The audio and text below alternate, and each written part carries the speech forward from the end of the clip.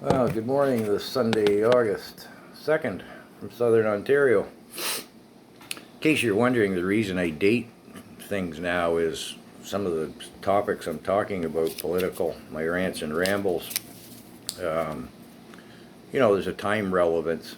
And I also say I'm in Southern Ontario because I get views from, not frequently, but from pretty scattered around the globe, really.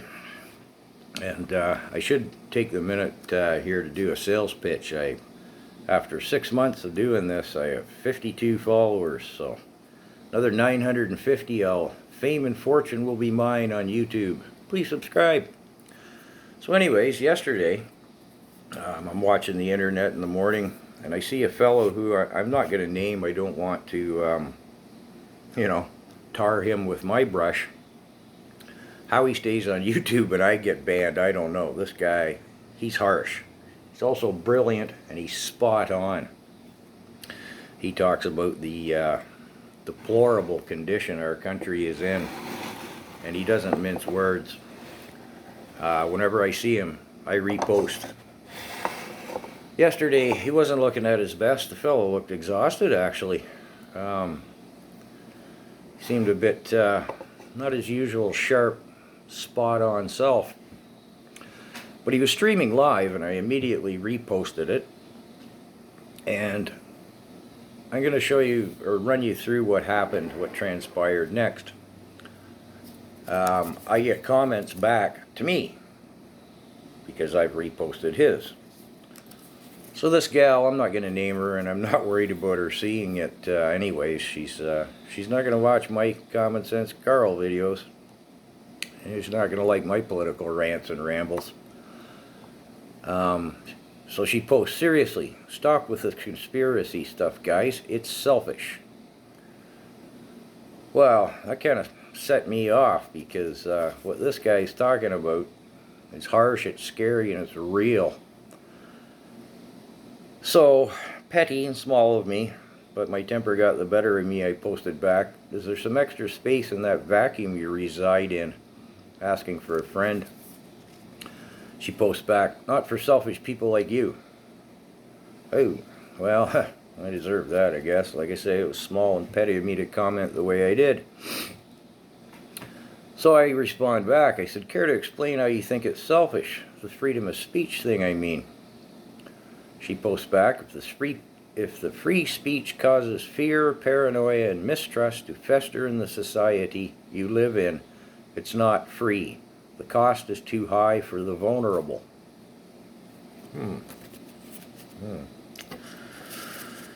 I respond back, I'm willing to grant you your opinion. Shame you can't reciprocate.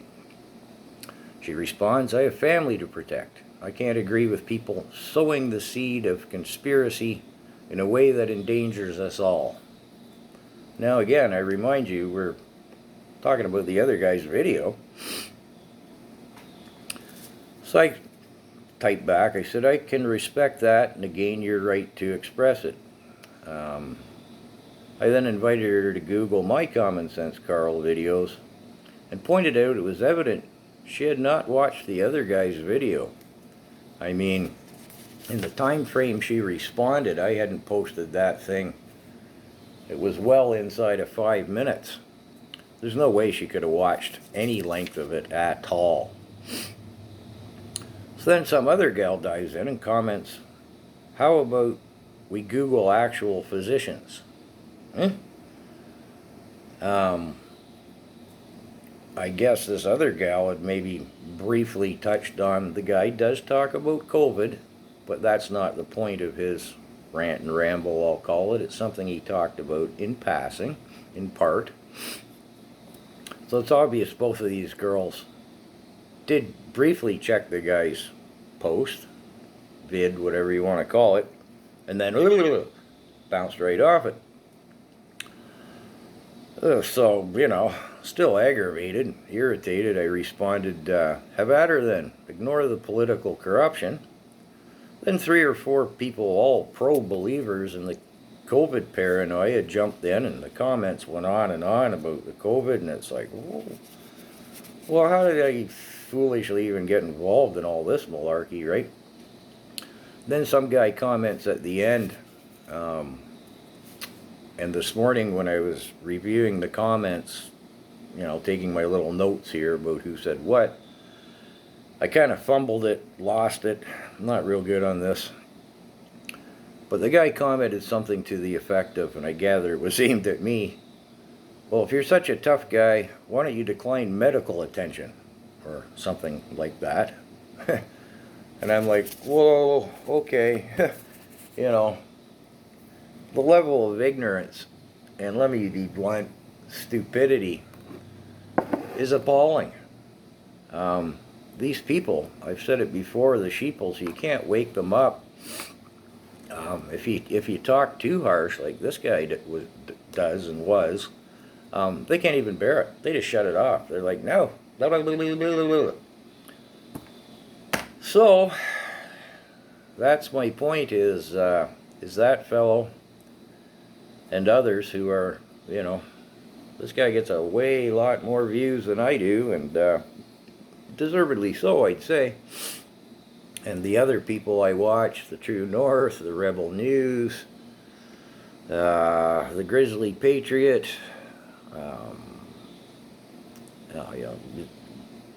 the other groups that post on YouTube and Facebook, the Trudeau Watch group. I can't think of any more names at the moment. Sorry, still having my morning tea. I guess I need a little more. It seems like we're all preaching to ourselves. The sheeple don't want to hear it, and they won't hear it. If it's just too much for them, they're just like,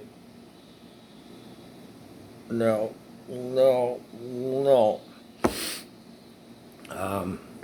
That fellow, and again, I'm not going to list his name. He's a bearded, tattooed, you might call him a lunatic. He's not a lunatic, but I don't know quite else what to describe him as. He doesn't mince words, and he has a frightening, I admit, but realistic perspective of just how bad off this country is. I've said it before, and I'll say it again. If we don't get rid of Trudeau, if this wee scandal isn't enough, it's his fifth ethics violation, and the money is small. It's a mere $1 billion. Yes, billion with a B. It's a mere billion. But in the 5 years he's been at the helm of this country, billions plural, to the point that it's adding up to trillions. He's destroyed our economy, and he's flooded more immigrants into this country than anybody even knows. Can't even count them all. And it's not prejudice to say that that influx of people in such a short period of time undermines the fabric of our society. And that's what this guy, whose video started all this, expresses very well.